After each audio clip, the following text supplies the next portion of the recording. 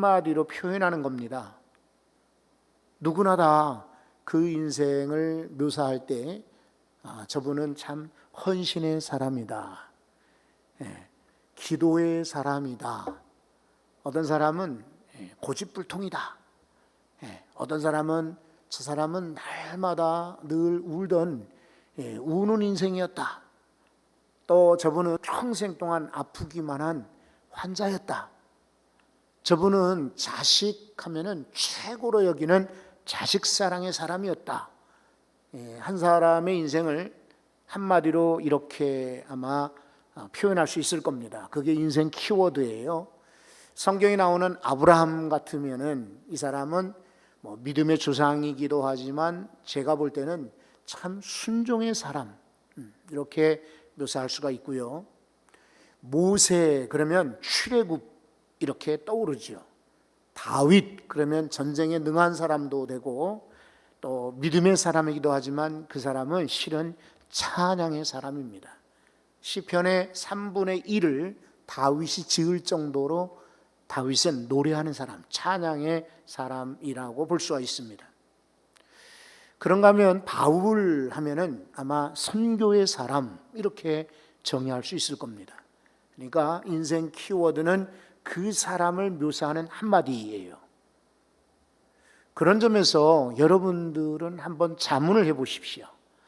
내가 인생을 살다가 떠난 후에 사람들은 나의 인생을 뭐라고 표현할 것인가? 이렇게 생각하면은 우리 지금 인생을 살 때 더 아마 조심하고 더 아마 신중해질 것입니다. 우리들이 좋은 의도에서건 나쁜 의도에서든지 뭐 나쁜 의도로 그러지는 않겠지만은 여러분도 아마 들으실 거예요. 어떤 사람을 묘사할 때 참 저 사람은 열심히 있어, 열정이 있어, 저 사람은 참 인사를 잘해, 저분은 정말 좋은 사람이야, 좋은 사람. 이렇게 사람들을 평가하는 한마디 키워드가 있죠. 그런 점에서 오늘 삭개오라고 하는 인물도 인생 키워드가 있어요. 변화입니다. 변화. 원래는 성경적인 용어로 말하면 회심, 회개 이렇게 말할 수 있지만은 우리 설교를 유튜브로 보내잖아요. 우리 성도들만 보시는 것이 아니라 과거에 예수 믿었다가 떠난 사람도 보고, 그리고 다른 교회는 어떻게 다른 분은 어떻게 설교하지? 라고 성도들 가운데 보는 이들도 있고, 또 혹시 믿지 않는 이들에게 전도 영상으로 보내주고, 우리도 그렇게 하죠. 3분 동영상들을 여러분도 그렇게 하시겠죠. 다른 분들에게 이렇게 보내줍니다. 오늘 낮에 우리 집사님 한 분이 우리 교회에서 보내준 외국인 목사님의 동영상 3분 영상을 보고 감동을 받으셨대요. 그래가지고 자기 옛날 직장의 동료 단톡방에다가 단체방에다가 그 영상을 올렸다고 해요. 그분들 가운데는 믿지 않는 이들도, 물론 이제 일반 회사를 다니셨으니까 믿지 않는 분들도 계시겠지만은 그러거나 말거나 보고 감동받으라고 올렸다, 간증을 하고 가셨어요. 아마 이렇게 영상들을 공유를 하는 이런 시대가 되었기 때문에 그러려면은 제목이 좀 더 넌 크리스찬, 믿지 않는 사람들도 들어오고 관심 가질 그런 주제여야 합니다. 처치톡, 말하자면 교회 용어가 계속해서 나오면은 사람들이 별로 관심이 없어요. 그래서 인생 키워드 그리고 변화 이렇게 제목을 붙이면은 혹시나 믿지 않는 이들이나 과거의 교회를 떠났던 이들, 내가 내 인생에 좀 변화를 원하겠다라고 하는 사람들은 그렇게 찾아오겠죠. 그래서 회심이나 회개 이런 종교적인 교회 이야기가 아니라 변화 이렇게 제목을 고른 겁니다. 지금은 네이버 같은 것으로 검색하죠. 다음도 하고 또 저 같은 경우는 구글 검색을 90% 이상 합니다. 네이버는 잘 안 해요, 검색을. 그런데 지금 30대, 20대, 10대들은 주로 무엇으로 검색하냐면 유튜브로 검색해요. 그러면 유튜브에 검색할 때 변화, 그러면 우리 교회 오후 예배 설교도 나오는 거예요. 그래서 제목을 이렇게 잡았으니까 이해하고 받으시기 바래요. 오늘 이 삭개오라고 하는 인물을 소개하는데 이미 앞부분은 여러분들이 잘 아십니다. 저는 이 사람의 변화가 어떻게 시작되었는지를 다시 한번 강조하고 싶습니다. 누구보다도 만남은 소중합니다. 그렇죠. 우리는 자연적으로 부모님을 만나고 선생님을 만나고 친구를 만나고 그리고 종교를 만납니다. 부모님도 잘 만나야 됩니다. 선생님도 역시 잘 만나야 됩니다.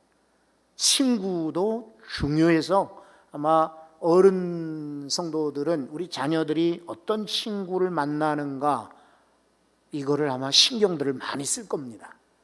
그리고 종교도 마찬가지입니다. 어떤 종교를 만나느냐에 따라 그 인생이 우상 숭배자로 전락하기도 하고 잘못된 인생, 이단에 빠지기도 하고 좋은 그런 종교, 좋은 교회와 좋은 신앙 지도자를 만나 그 인생이 영적으로 변화되고 발전하는 그런 계기가 되기도 합니다. 이제 일반 사회적으로도 만남이 참 중요하다는 것을 그림으로 한번 사진으로 한번 훑어보도록 하겠습니다. 첫 번째 사진은 헬렌 켈러입니다. 헬렌 켈러. 그리고 같이 있는 이 인물은 앤 설리반 선생이십니다.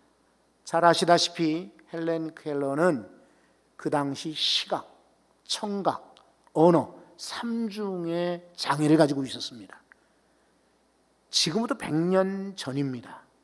그렇기 때문에 그때는 여자아이가 눈도 안 보이죠, 귀도 안 들리죠, 말도 못하죠, 집에만 있어야 됩니다. 그런데 어머니가, 그 헬렌 켈러의 어머니가 어떤 사람의 기사를 읽고 감동을 받았습니다.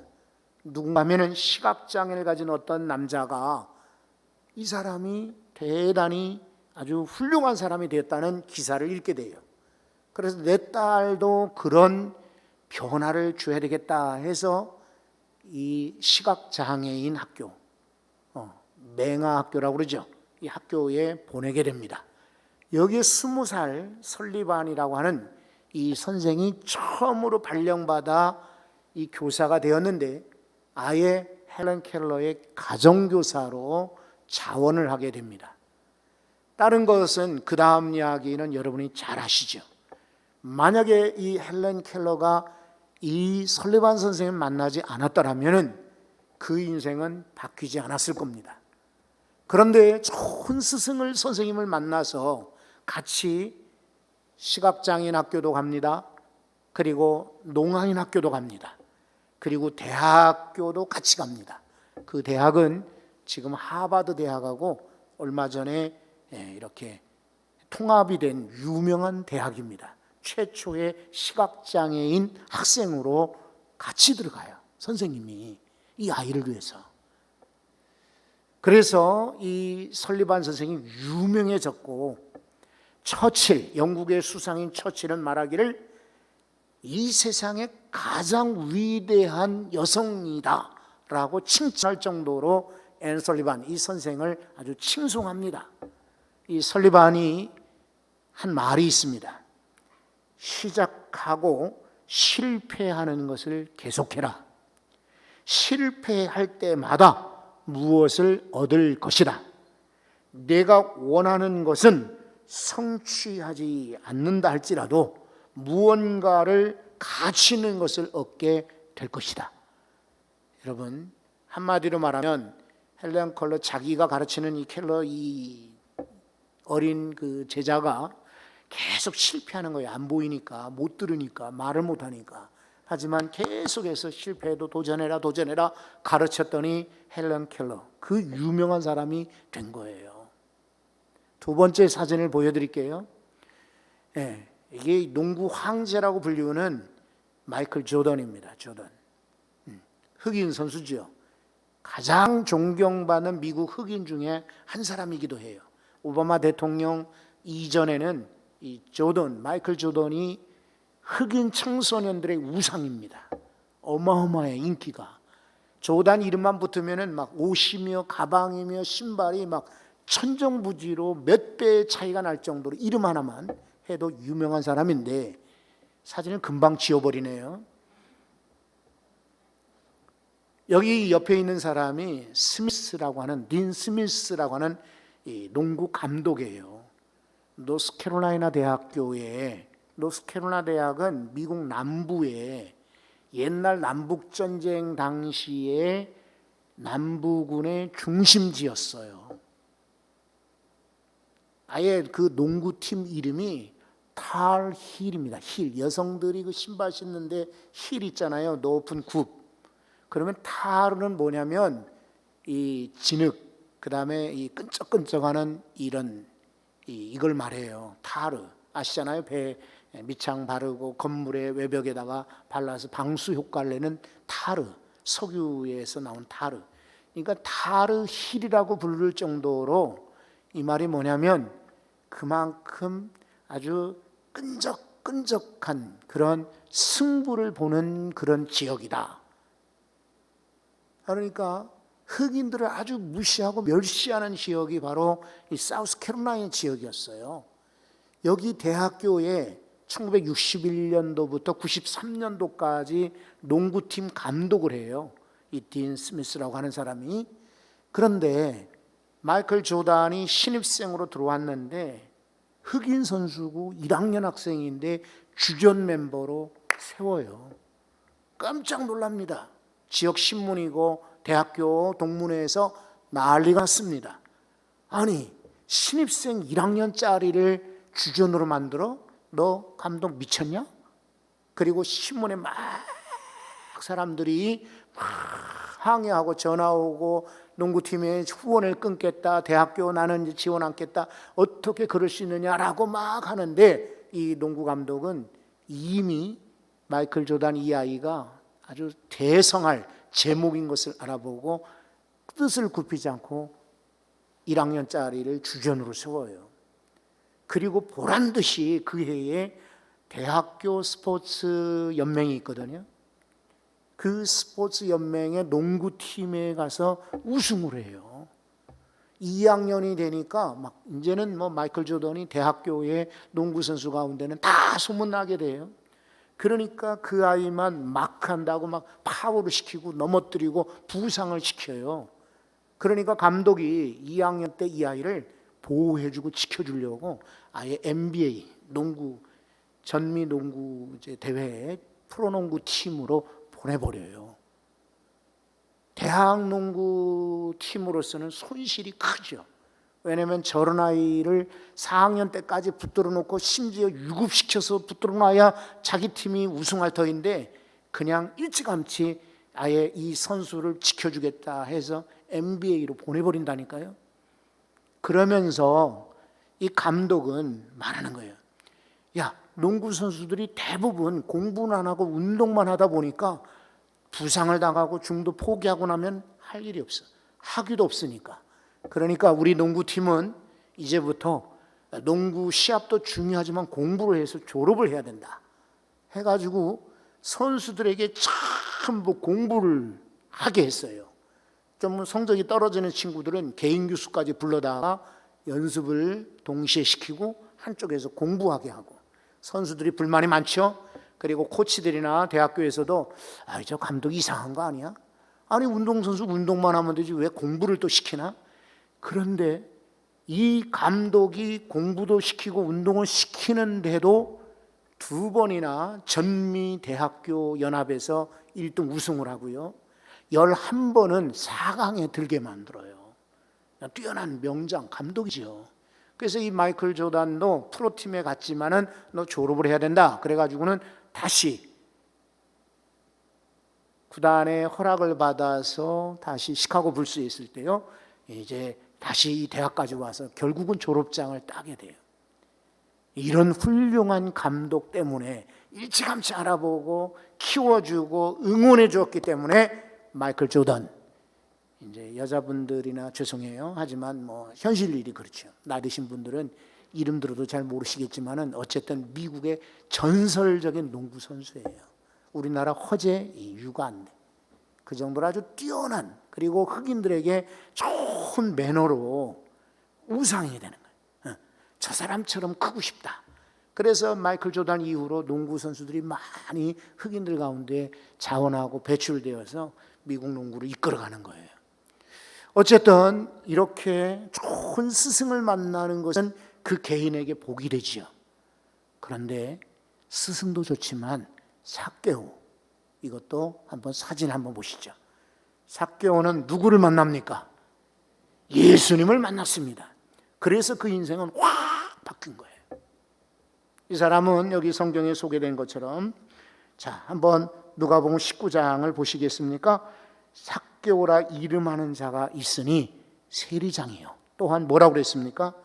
부자라고 했습니다.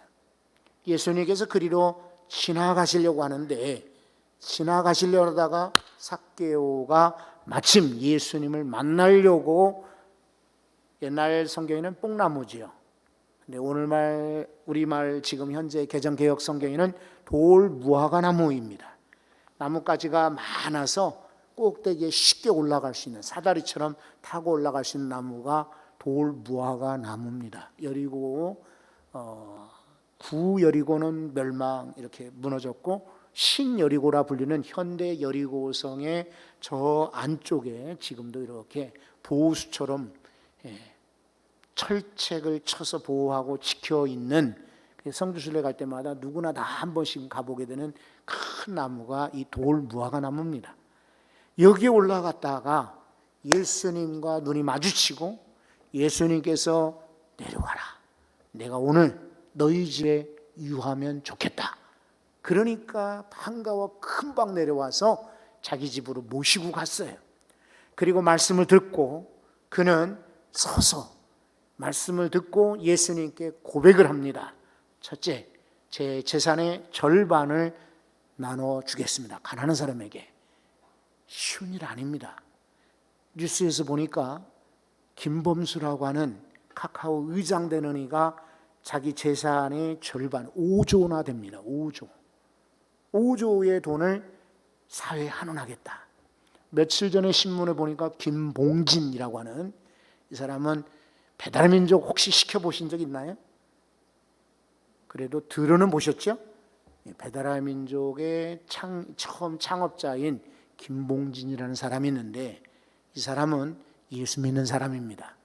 옥수 중앙교회 달동네의 저 산모퉁이에 있는 작은 교회의 주신인데, 이 사람이 순식간에 돈을 벌었습니다. 그랬더니 5천억, 자기 재산의 역시 절반 5천억을 이렇게 사회에 내놓겠다 해서 얼마나 많은 이들이 박수를 치고 환영을 했는지 모릅니다. 여담이지만 우리 교회에도 이런 김봉진과 같은 사업가가 나오고, 그래서 5천억까지는 아니더라도 조금 욕심이 작은가요? 1,000억이라도 헌금하면 좋겠어요. 그리고 사회에 환원하겠다. 꼭 우리 교회 헌금이 아니더라도 사회에 환원하겠다. 그래서 우리 평화교회가 그렇게 소문나기를 소망합니다. 제가 신문 기도라는 걸 하거든요. 새벽에 오신 분들에게도 여러 차례 강조하잖아요. 저는 뉴스 기도, 신문 기도, 그다음에 텔레비전 기도를 해요. 드라마 별로 보지는 않지만은 그래도 보다가 어떤 사건이 있으면 그 드라마에 묘사된 것으로 기도해요. 뉴스를 보는데 뉴스 보다가 이렇게 마음이 있으면 그 시간에 기도해. 눈을 뜨고도 누구한테 이렇게 대화를 하거나 듣잖아요. 그러면 대화 중에 그 대화를 통해서 기도해요. 목사님, 지금 제가 얼마나 힘든지 몰라요. 전화로 이렇게 들으면은 예, 다 듣고 나서 제가 기도할게요. 그렇게 안 하고 전화 받으면서 기도하는 거예요. 하나님, 지금 저분의 외침, 아픔, 지금 아주 힘든 상황을 아시지요? 빨리 회복시켜 주십시오라고 즉시 기도해요. 김봉진과 같은 사람이 정말 여러분 아멘 하셨지만은 우리 교회 안에 많아지고 생겨날 수 있기를 소원합니다. 재산의 절반을 내놓겠다. 쉬운 일이 아니죠. 왜냐하면 이 사람 부자라고 했으니까. 가난한 사람이 절반 내면 낼 수도 있지만은 부자가 절반 내는 것은 아까워하고 내기가 어려워요. 그리고 혹시나 누구의 것을 도둑질한 것이 있으면 4배로 갚겠습니다 라고 했습니다. 근데 레위기서에 보면 6장 5절에 그랬거든요.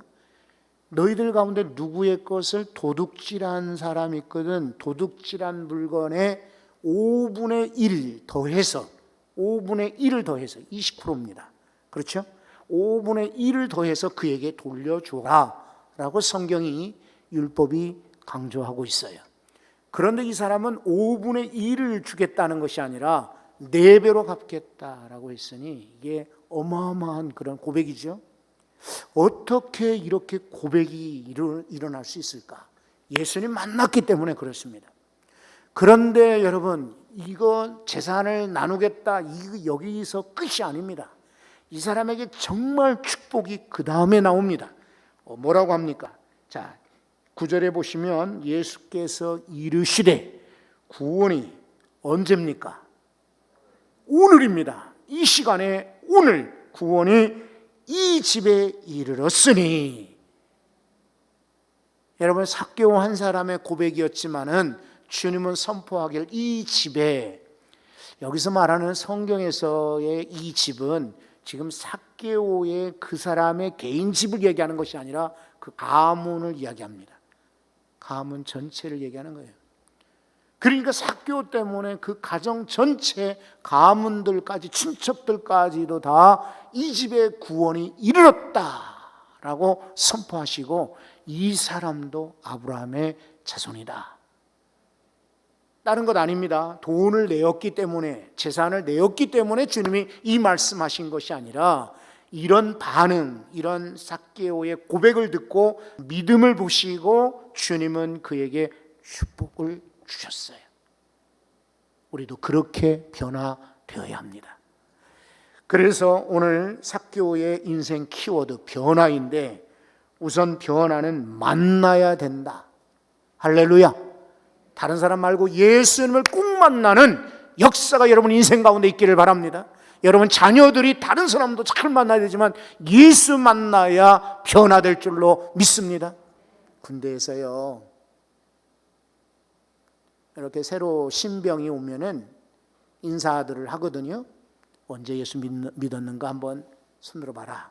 그러면 어려서부터 믿었어요. 한 3분의 1이 됩니다. 3분의 1.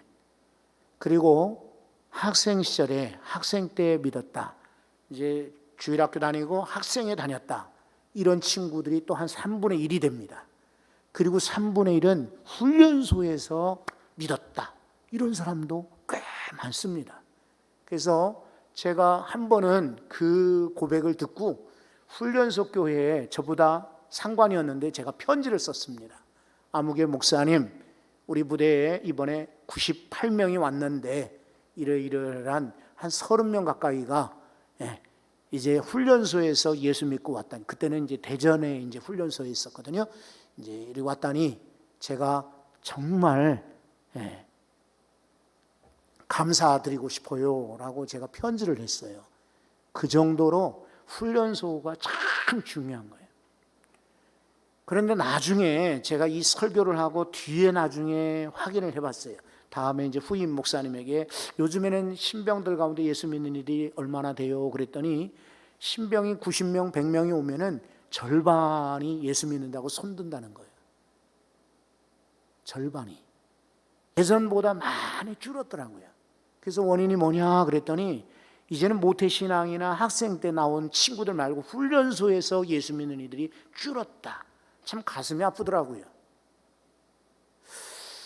여러분, 누구보다도 우리 자녀들이 군대 가서 예수 믿어도 좋겠지만, 그렇죠? 사회생활하다가 직장 동료, 성배 가운데 예수 믿는 사람 때문에 교회 다니게 됐다. 이런 고백도 감사하지만 여러분의 자녀만큼은 여러분 때문에 어려서부터 나는 예수님 만났고 예수 믿게 되었습니다. 이렇게 고백할 수 있기를 바랍니다. 그런데 삭개오가 예수님 만나려고 할 때는 장애물이 두 개가 있습니다. 하나는 내적, 내 장애물, 하나는 외적, 밖의 장애물입니다. 하나는 키가 작아 할 수 없었다. 키가 작은 신체적인 결함인데 이거는 내 문제일 것이다. 그리고 사람이 많아 할 수 없더라. 이것은 환경적 요인이고 외적 요인이 할 수 있습니다. 여러분, 우리가 주님 만나고 신앙생활하고 주님 만나고 변화가 돼야 되는데 장애물을 꼭 만나게 되어 있습니다.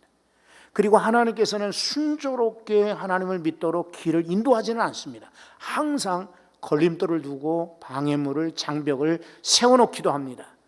이상하지요? 처음 예수 믿고 등록해서 교회 나오려고 그러면 그때부터 이상한 우환이 생깁니다. 누가 아프거나 누가 죽었거나 어디가 다쳤거나, 그래서 이분들이 끝까지 나오지 못하도록 방해하는 요소들이 얼마나 많은지 모릅니다.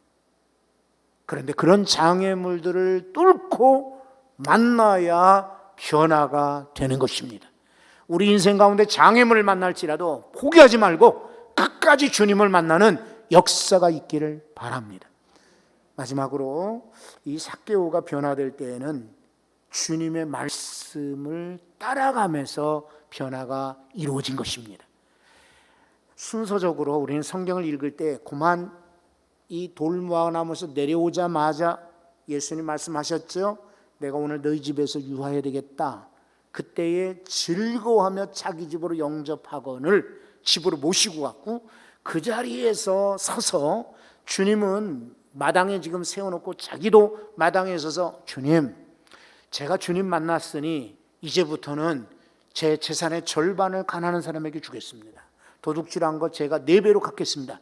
거기서 고백한 것처럼 우리가 흔히 이해하기 쉽습니다. 그러나 여러분, 아마 성경은 요약되고 축약되고 이렇게 필요한 것만 골라서 적어놨기 때문에 이거는 우리가 그렇게 이해하기는 어려울 것 같아요. 삭개오가 이런 고백을 하게 된 것은 그냥 자기 순간 감동받아서 된 것이 아니라 이미 예수님을 자기 집에 모시고 예수님과 함께 잔치하면서 말씀을 듣고 아마 변화를 받았을 거예요. 그리고 나서 그 말씀을 따라 제가 순종하겠습니다, 예수님 따라가는 인생이 되었기 때문에 여러분, 이 사람의 변화가 일어난 겁니다. 저 모함 여인 룻을 보십시오. 저는 성경 읽을 때마다 참 기가 막히다 생각이 됩니다. 두 여자가 나오미를 따라 고향에서 친정에서 나오게 됐습니다.